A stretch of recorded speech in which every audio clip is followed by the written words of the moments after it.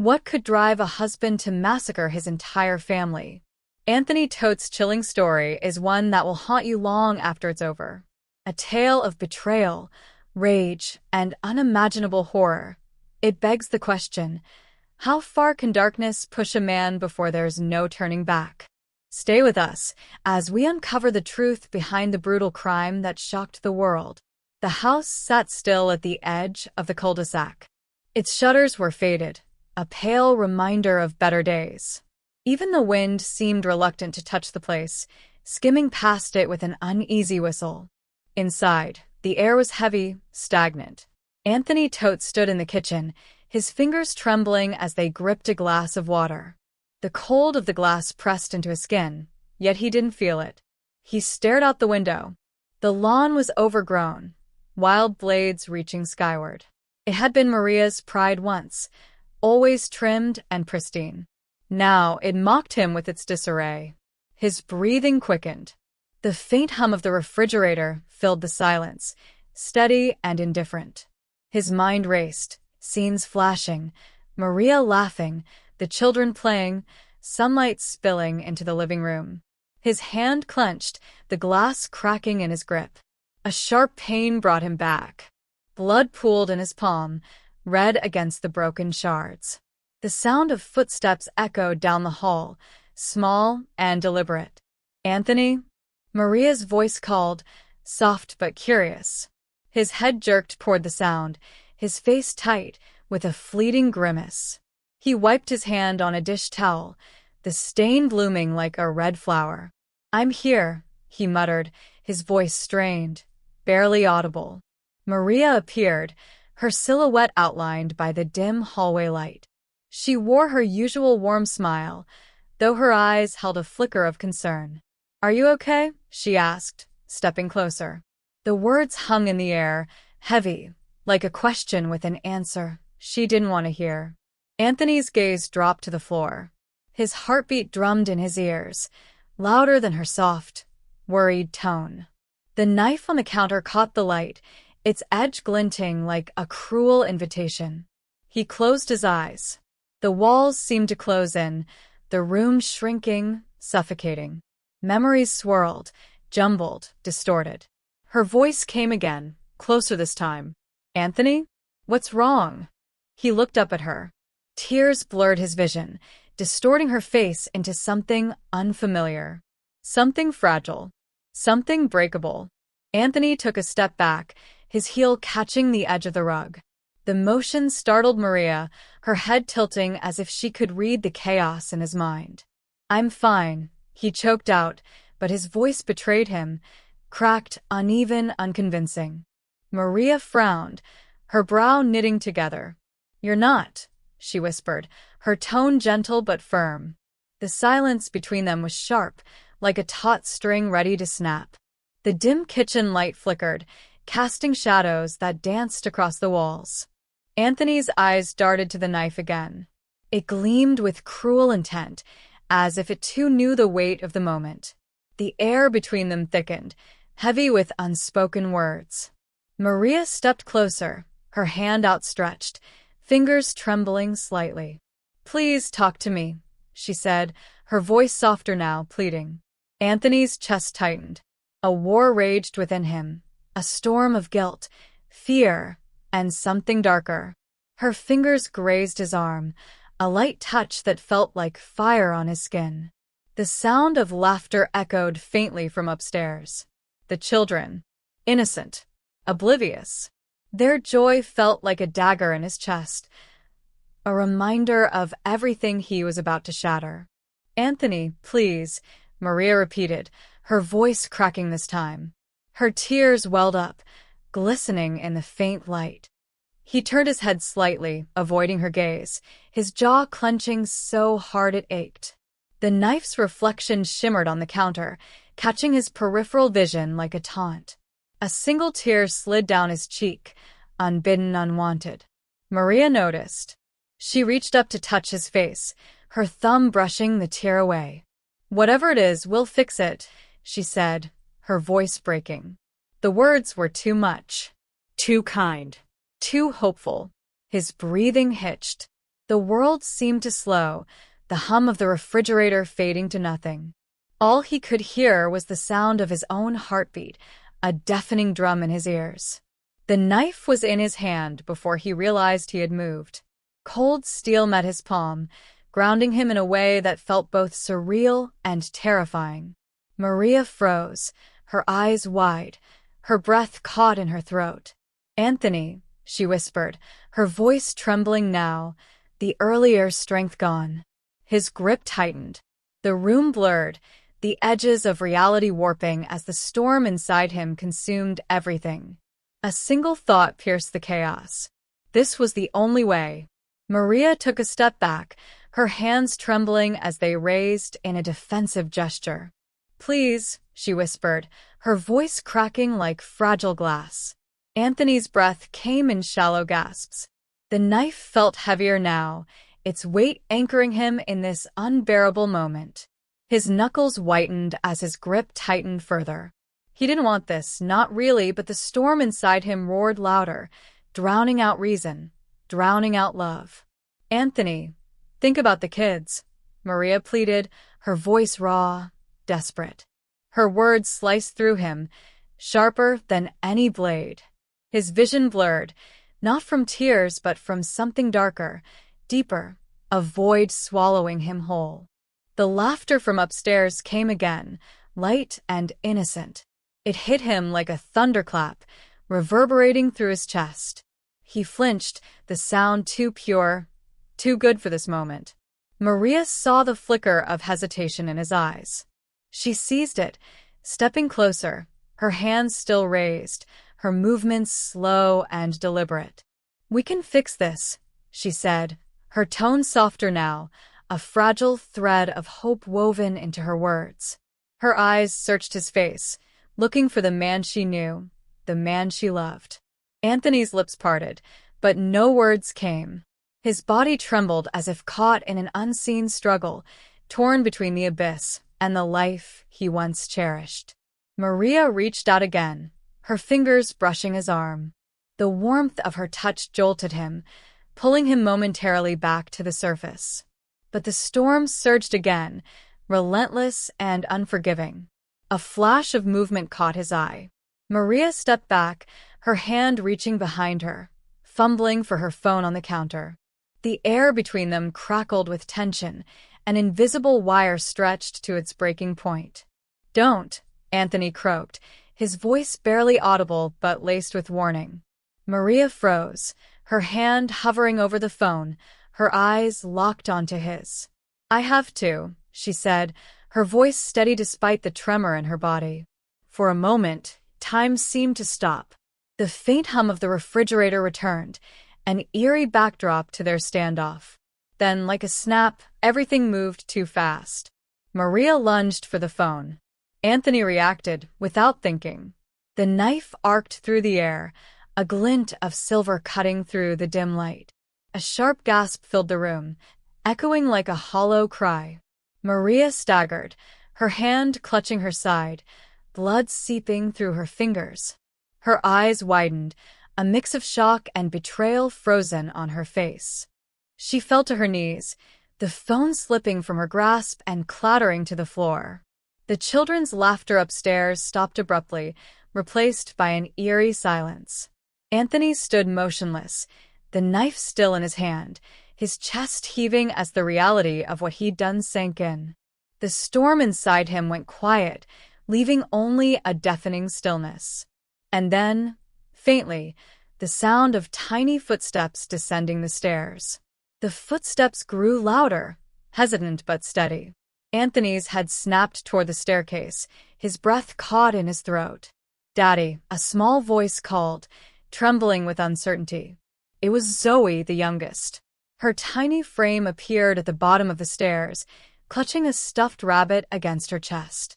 Her wide eyes darted to Maria, crumpled on the floor, blood pooling beneath her. "Mommy," she whimpered, her voice barely above a whisper. Anthony froze, his grip on the knife loosening but not releasing. Zoe's gaze shifted to him, confusion and fear etched into her face. Her rabbit fell to the floor with a soft thud as she took a tentative step forward. "Mommy's hurt," she said, her voice breaking, a tear sliding down her cheek. Anthony's heart pounded, the sound deafening in his ears. He opened his mouth to speak, but no words came. Zoe took another step, her small hand reaching out instinctively toward her father. "Daddy, what happened?" she asked, her voice quivering. Behind her, Tyler and Alex appeared at the top of the stairs, their sleepy faces quickly shifting to alarm as they took in the scene below. "Stay upstairs," Anthony barked, his voice sharp, startling even himself.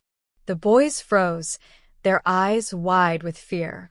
Zoe flinched at the sudden outburst, her hand retracting as tears streamed down her face. Maria groaned softly, her body shifting slightly on the floor. The sound broke through the haze in Anthony's mind, a fragile tether pulling him back to reality. He dropped the knife with a clatter, the blade skidding across the tile. He fell to his knees beside Maria, his hands trembling as he pressed them against her wound. "Maria," he whispered, his voice cracked and desperate. Her eyes fluttered open, glassy and filled with pain. "Anthony, why?" she murmured, her voice weak, barely audible. He couldn't answer, couldn't find the words. Zoe stood frozen, tears dripping silently onto the floor. From upstairs, Tyler's voice broke the silence, shaky and filled with panic. "I'm calling 911. Anthony's head shot up, his eyes locking onto the boy. "No," he shouted, but it was too late. Tyler disappeared down the hall, the sound of his hurried footsteps echoing through the house. Panic surged in Anthony's chest, suffocating him. The walls seemed to close in, the room spinning as his mind raced. Maria's breathing was shallow, her chest rising and falling with agonizing slowness. The faint sound of sirens in the distance grew louder, their wailing cry piercing the suffocating silence. Anthony's hands shook as he pressed harder on Maria's wound, his tears falling onto her blood-streaked skin. "I'm sorry," he choked out over and over, his voice breaking with each word. The sirens grew closer, their haunting wail a harbinger of the reckoning to come. Red and blue lights danced across the walls, flickering through the front window. The siren's wail became deafening as the squad cars screeched to a halt outside. The house felt impossibly small, the walls pressing in, the weight of what had happened suffocating. Anthony sat frozen, his hands slick with Maria's blood, trembling as they hovered over her motionless form.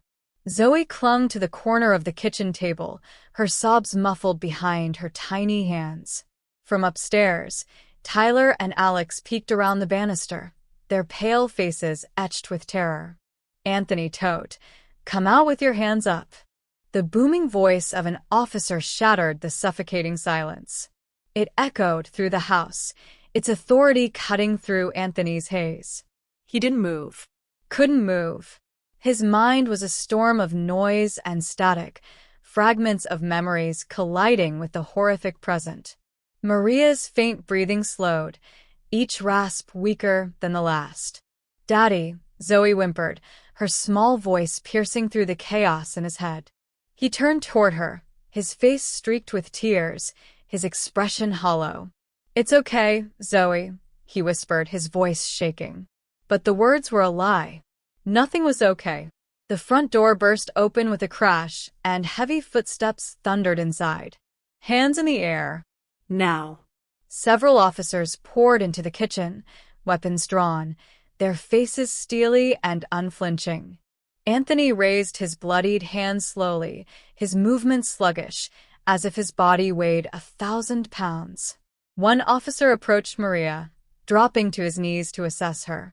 "She's critical," he barked to another, who immediately called for paramedics to rush inside. Zoe cried out as an officer reached for her, scooping her up gently and carrying her out of the room. "Daddy," she screamed, reaching for him, but her cries faded as she was taken outside. The sound hit Anthony like a blow, his chest tightening with unbearable guilt. He stared at the floor as officers shouted commands, their words blending into a chaotic blur. One of them grabbed his arms, pulling them behind his back, the cold bite of handcuffs snapping into place. Anthony didn't resist. He felt the metal dig into his wrists, a sharp, grounding pain that kept him tethered to the grim reality. Maria's faint groan caught his attention as paramedics surrounded her, their hurried voices filled with urgency. "Pulse is weak," one of them said. "Get the stretcher." Anthony's knees buckled, and the officers holding him tightened their grip to keep him upright. The paramedics worked frantically, lifting Maria onto the stretcher and rushing her toward the door. As they passed, Anthony caught a fleeting glimpse of her face. Her eyes were closed, her skin pale, her lips parted as if struggling to form a word. He wanted to call out to her, to say something, anything, but the words caught in his throat, strangled by regret and despair. The door slammed shut behind them, leaving the house in a heavy, suffocating silence once more. The officers pulled Anthony to his feet and guided him toward the door. As he crossed the threshold, the cold night air hit him like a wave, sharp and punishing. Neighbors stood outside, their faces illuminated by the flashing lights, their expressions a mix of shock and fear. Anthony kept his eyes on the ground, unable to face their stares. As he was led toward the waiting squad car, a single thought echoed in his mind, relentless and unyielding. What have I done? Anthony was pushed into the back seat of the squad car, the door slamming shut with a finality that felt like a coffin lid sealing. The cold leather seat pressed against his back, the metallic scent of his own blood and Maria's still clinging to his hands. Through the window, he could see the paramedics loading Maria into the ambulance. The flashing red and blue lights bathed her stretcher in an eerie, pulsating glow. She looked so small, so still. The thought twisted in his chest like a knife, carving out any remnants of composure. A loud crackling noise snapped him back, the radio in the front seat, the officer's voice calling in updates. Suspect in custody. Victim critical. 2 minors on scene, safe for now. Anthony's stomach churned at the words. 2 minors on scene. He closed his eyes, squeezing them shut, as if he could block out the reality outside the car. But it was there, imprinted on his eyelids, the blood pooling on the tile, Zoe's tear-streaked face, the moment he had crossed a line he could never uncross. The driver's side door opened, and the officer slid in, glancing at Anthony through the mesh divider. "You better hope she makes it," he muttered, his tone sharp and unforgiving. Anthony said nothing, his throat tight, the words locked away somewhere unreachable. The car began to move, the hum of the engine vibrating beneath him. He turned his head to the window, watching as the house grew smaller in the distance, its once welcoming facade now a tomb of shattered lives. The streetlights flickered as they passed, casting fleeting patterns of light and shadow on his face. Each flash felt like a judgment, a reminder of what he had done and what he would soon face. The faint sound of Zoe's cries still lingered in his ears, haunting and persistent. He shifted in his seat, the handcuffs biting into his wrists with every movement. A faint smudge of Maria's blood was still visible on his fingers. He tried to rub it off against the seat, the motion frantic and useless. It wouldn't come off. It never would. The car turned onto a main road, the flashing lights from the other emergency vehicles fading behind them. The world outside seemed unnaturally quiet, the hum of the tires on the asphalt the only sound. Anthony's mind raced, fragments of the evening looping endlessly in his head. Her voice, the knife, the sound of her body hitting the floor. And then Zoe, standing there, her small voice cutting through everything. "Daddy, what happened?" A sudden wave of nausea rolled over him, and he leaned forward as much as the cuffs allowed, his breath coming in short, shallow gasps. The officer glanced back briefly, his expression unreadable, before focusing on the road again. "You've got a lot to answer for," he said, his voice low but firm. Anthony didn't respond. His gaze remained fixed on his hands, his breathing uneven. Through the window, the city lights grew brighter, signaling they were nearing the station. The reality of what awaited him loomed larger with each passing second. There would be questions, accusations, and no answers that would ever make sense of what he had done. The car slowed, the red brick facade of the police station coming into view. The weight of the moment pressed down on him, heavy and unrelenting. Anthony closed his eyes, his heart pounding as the car came to a stop. The door opened, and cold air rushed in, cutting against his skin. "Let's go," the officer barked, gripping his arm and pulling him out of the car. The station loomed ahead, its fluorescent lights harsh and unforgiving. Each step toward it felt like a march toward the end of everything. And in his mind, Zoe's voice echoed again, soft but unrelenting. "Daddy, what happened?" Anthony stumbled slightly as the officer guided him into the station, the fluorescent lights above flickering faintly, casting sterile, harsh shadows on the tiled floor. The cool air inside felt oppressive, a stark contrast to the chaos of the night. The murmur of voices filled the space, officers talking, phones ringing, and the occasional shuffle of papers. But to Anthony, it all sounded distant, muffled, as if he were underwater. "Sit," the officer ordered, guiding him to a cold, metal bench against the wall. Anthony sat without resistance, his cuffed hands resting limply in his lap. The blood on his fingers had dried, cracking like brittle paint, but its presence burned into his skin. Across the room, a desk sergeant glanced up, his eyes narrowing as he saw Anthony. "Todt?" he asked, his voice low and laced with recognition. The arresting officer nodded. "Yeah." "Book him." The sergeant stood, retrieving a clipboard and gesturing for Anthony to follow. Anthony rose slowly, his legs stiff and unsteady. Every step toward the booking area felt heavier than the last, his body weighed down by the unbearable gravity of his actions. The room they entered was small, clinical, with stark white walls and a single camera mounted in the corner. "Face the wall," the sergeant instructed, his tone curt. Anthony obeyed, turning toward the cold surface as the handcuffs were removed. His wrists throbbed where the metal had bitten into them, angry red marks circling his skin. "Hands on the counter," the sergeant barked. Anthony complied, his palms pressing against the smooth surface as another officer approached with a fingerprint scanner. The machine beeped repeatedly, the sound sharp and grating. Anthony's thoughts drifted, his focus splintering. Maria's face appeared in his mind's eye, pale and streaked with blood. The memory hit him like a physical blow, and his knees nearly buckled. "Keep still," the officer muttered, grabbing his hand firmly to guide it into position. The process dragged on, each step methodical and detached. A mugshot followed, the bright flash of the camera almost blinding, the officer's clipped commands cutting through the haze in his head. "Stand up straight. Look at the camera." Anthony stared blankly ahead, his expression vacant, the weight of his actions carved into every line of his face.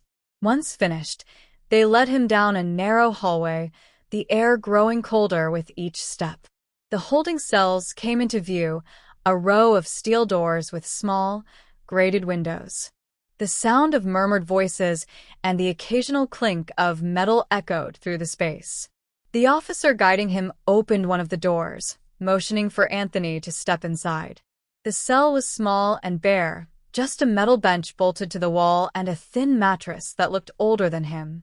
The door clanged shut behind him, the finality of the sound reverberating through his chest. Anthony sat down heavily on the bench, his hands resting limply in his lap once more. He stared at the scuffed floor, his mind replaying the scene in the kitchen over and over. Maria's face, Zoe's cries, the knife in his hand. The storm inside him had quieted now, replaced by an endless, suffocating silence. Outside the cell, voices murmured again, indistinct and distant. One of them grew louder, clearer. A woman's voice, filled with urgency and confusion. Where are my kids? Are they safe? Anthony's head jerked up, his blood running cold. It was Maria. She was alive. Anthony's breath caught in his throat. He scrambled to his feet, moving to the small grated window on the cell door. Peering through it, his eyes darted toward the hallway, searching for her. The fluorescent lights buzzed faintly above, casting a harsh glow on the scene outside. Maria was there, supported by a paramedic on one side and an officer on the other. Her face was pale, her movements slow and unsteady, but she was walking. Alive. Her voice trembled with desperation as she repeated herself. My kids. Please, I need to see them. Where are they? Anthony's chest tightened, a mix of relief and terror surging through him. Relief that she had survived. Terror at what would come next. The officer guiding Maria tried to calm her, his tone gentle but firm. They're safe. They're being looked after. But you need to rest. You're still in critical condition. Maria shook her head, her voice rising despite her evident weakness. I need to see them. Where's Zoe? Where are Tyler and Alex? The sound of her voice, fractured but determined, sent a chill down Anthony's spine. He pressed his forehead against the cold steel of the door, his mind spinning. Would she look for him? Would she demand answers? Could he even face her now? Footsteps echoed down the corridor as the officer and paramedic led Maria toward the exit. Her figure grew smaller with each step, but her voice lingered, insistent and filled with anguish. Anthony backed away from the door, retreating into the shadows of the cell. He sank onto the metal bench, his head in his hands, his breathing uneven. The realization hit him like a tidal wave. This wasn't over. Not by a long shot. Maria was alive, and she would remember everything. She would demand answers, seek justice, and protect their children from him. The image of her standing in the hallway burned into his mind, a haunting reminder of what he had tried and failed to destroy. The weight of it all crushed him, pressing down with unbearable force. The storm inside him hadn't vanished after all. It was still there, simmering beneath the surface, waiting to consume him again. The cell was oppressively quiet now, the only sound the hum of the fluorescent lights above. Anthony's thoughts raced, his pulse pounding in his ears. Maria was alive. She had made it.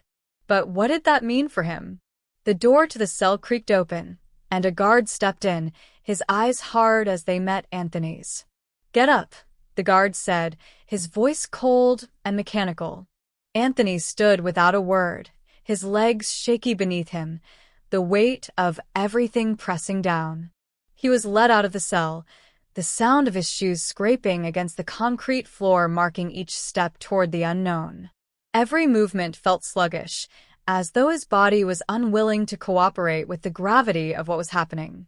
The guard escorted him down the hallway, the walls lined with cold metal doors, the air thick with the scent of disinfectant and stale breath. They reached a small interrogation room, the door swinging open with a soft creak. Inside was a steel table, 2 chairs, and a single overhead light that cast long, harsh shadows across the walls. The guard motioned for Anthony to sit. He did, his hands trembling as they rested on the edge of the table.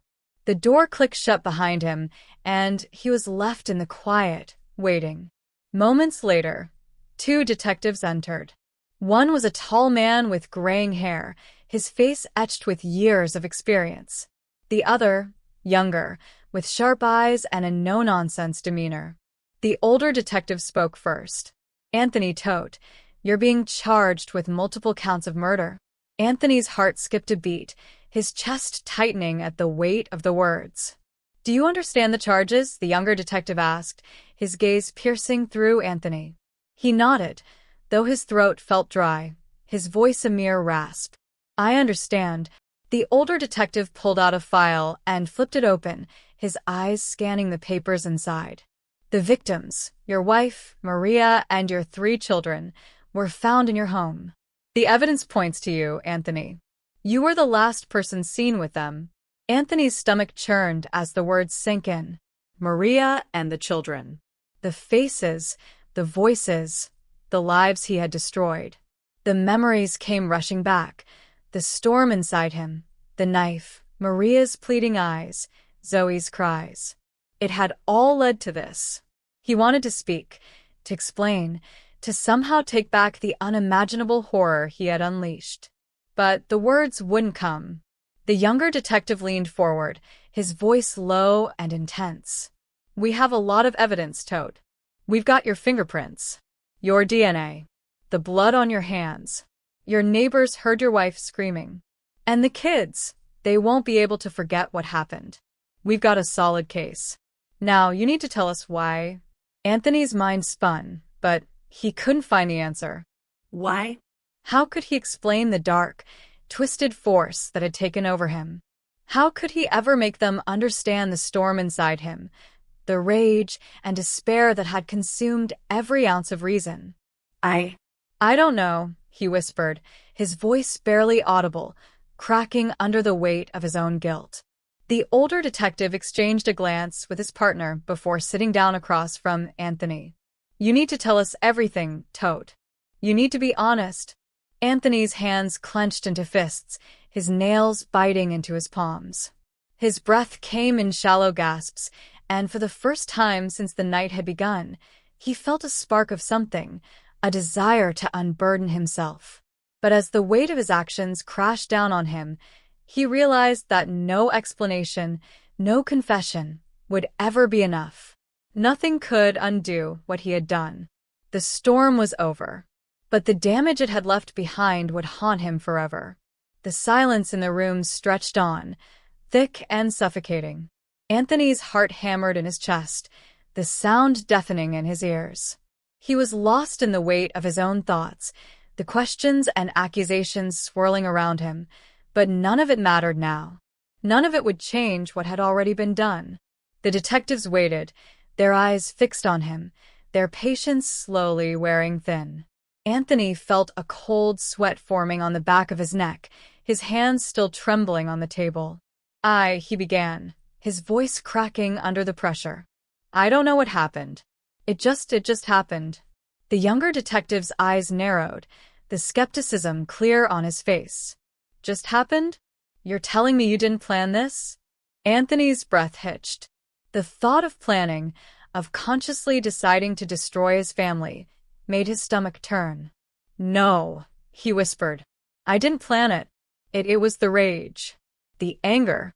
It just took over. I couldn't control it. I couldn't stop. The older detective leaned in, his voice sharp and demanding. You think that's enough of an explanation, Todt? That's not going to make what you did any less monstrous. You had a family. You had a wife. Kids. And he stopped, biting back the words. And you destroyed them. Anthony's eyes filled with tears, but he wiped them away quickly, not wanting to show weakness. But it didn't matter. He already felt weak. Maria's face, pale and stained with blood, haunted him. Zoe's eyes, filled with fear and confusion, played on an endless loop in his mind. His children, his flesh and blood, would never be the same. He had broken them. He had broken everything. The older detective didn't speak for a long moment, his gaze cold, piercing, like a judge passing judgment. Finally, he sighed. Do you even understand what you've done? Anthony nodded slowly, though he felt like he was drowning in his own shame. Yeah. I understand. The room was still, the weight of the words hanging in the air. The younger detective stood and began to pace, his movements sharp and tense. He turned back toward Anthony.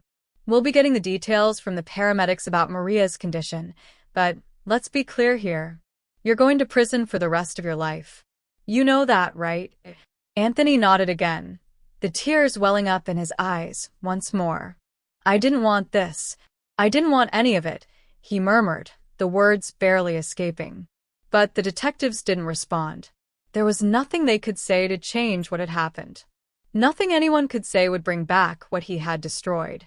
The door to the interrogation room opened abruptly, and the guard reappeared, signaling that the questioning was over. The detectives exchanged a glance before standing. "We'll be back later for more questions," the older one said, his voice a final warning. As the door closed behind them, the room felt even colder, as if the walls were closing in on him. Anthony was left alone in the stark, sterile silence. The guilt gnawed at him, a relentless presence in his mind. He could still hear Zoe's cries, still feel the cold of the knife in his hand. The memories were endless, suffocating, and no matter how much he wished it all away, he knew there was no escape from them. Maria was alive. She had survived. But would she ever forgive him? Could she ever look at him again and see anything but a monster? The door opened again, and a new figure entered, his lawyer. But the weight of the situation had shifted. Anthony no longer cared about the words of defense or legal jargon.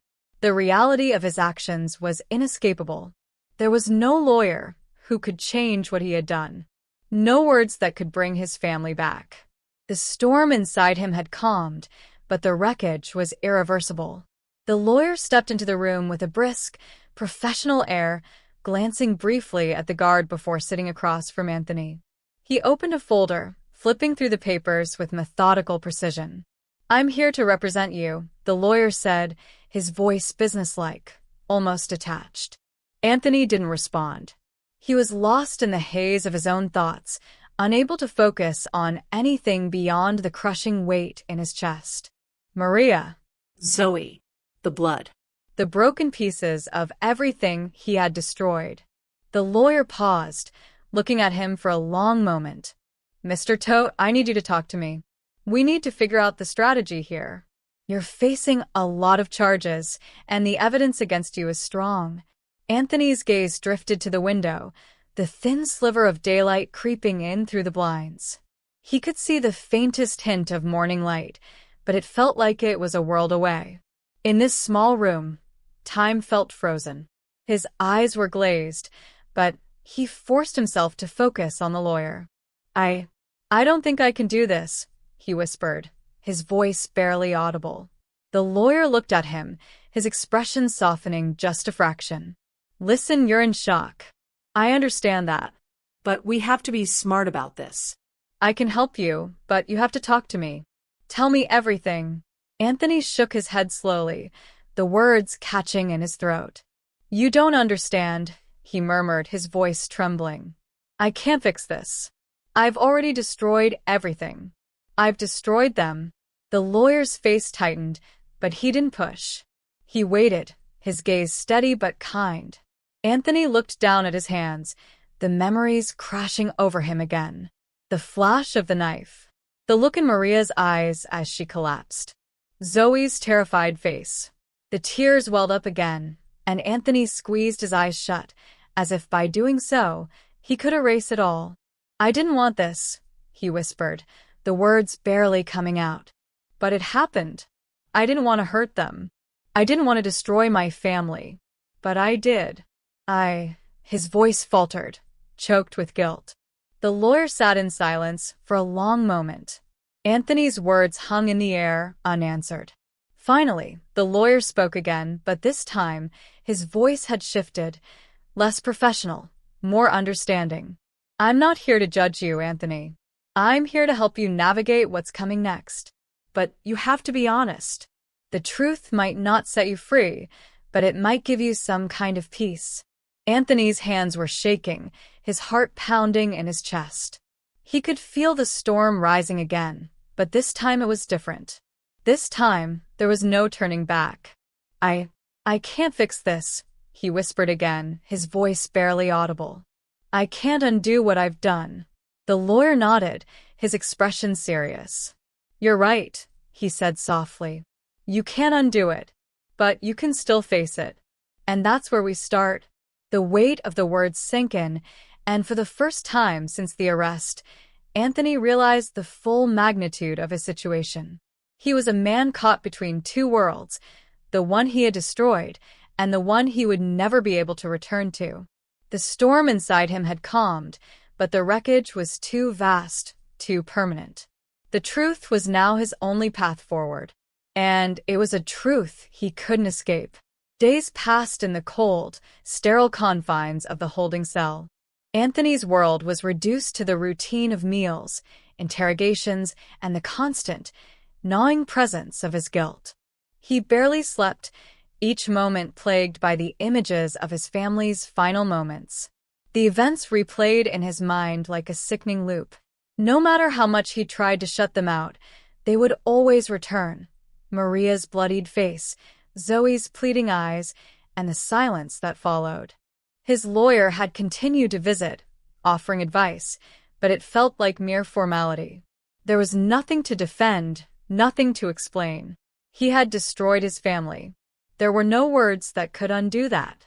The media frenzy outside grew as the details of the case leaked. Rumors swirled. Speculation ran wild. Anthony was the man who had massacred his wife and children. His neighbors whispered about the quiet, normal family that had turned to ashes in a single night. Anthony's name became synonymous with horror. Finally, the day came when he was escorted to court, shackled and handcuffed, his eyes hollow and bloodshot from days of sleeplessness. As he was led into the courtroom, the weight of it all hit him. This was his last chance to face the consequences of his actions. The air in the room was thick with tension, the eyes of strangers all trained on him, each one filled with judgment. The judge's gavel struck, and the proceedings began. Maria's voice echoed in his head once more. "Where are my kids? Are they safe?" His chest constricted, the reality of his crime almost too much to bear. But as the prosecutor laid out the gruesome details, something shifted within him. The storm inside him, the uncontrollable rage that had once consumed him, quieted for a moment. It was in that silence that Anthony finally understood. He wasn't just facing a prison sentence. He was facing the reality of his own monstrous soul. He hadn't just destroyed his family, he had destroyed himself. And there would be no redemption. No way to ever make up for the lives he had taken. The gavel came down once more. Sentence pronounced. But there was nothing left for Anthony. The storm had passed, but the wreckage would last forever. The courtroom grew still as the final words were spoken. Anthony stood motionless, the weight of his sentence sinking in. The judge's voice echoed in his ears, but it all felt distant now, as if he were watching from the outside, detached from the reality of the moment. "Anthony Todt, you are hereby sentenced to life imprisonment without the possibility of parole. May you face the consequences of your actions." The gavel struck, and the sound seemed to reverberate through his entire being. Life imprisonment. No second chances. No escape. As the officers moved to escort him from the room, Anthony's legs felt heavy, each step taking him further away from the world he had known, further into the cold reality of what he had done. His eyes lingered on the people in the audience, the survivors, the witnesses, the ones left behind to carry the weight of his crimes. He felt nothing but a deep, suffocating emptiness. Maria's face flashed in his mind again. The pain in her eyes, the shock, the final moments before everything shattered. The lives of his children, stolen in an instant, gone forever. And now there was no going back. As they led him out of the courtroom, the doors closed behind him, sealing off any chance of redemption. The hallway beyond was dimly lit, the sounds of his footsteps the only noise breaking the silence. He was alone now, truly alone. His lawyer had tried, offered words of solace and strategy, but none of it had mattered. There were no words that could take away the devastation he had caused. There was no future left for him, only the endless echo of his own guilt. Anthony was no longer the man who had once had a family, who had once known love and hope. He had become a shadow, a man broken by his own darkness. The prison doors closed behind him with a finality that matched the weight in his heart. And as the cold, gray walls swallowed him whole, Anthony understood that no sentence, no matter how harsh, would ever be enough to punish him for what he had done. The storm inside him had passed, but the wreckage would last forever. And in the quiet of his own mind, he would live with it forever.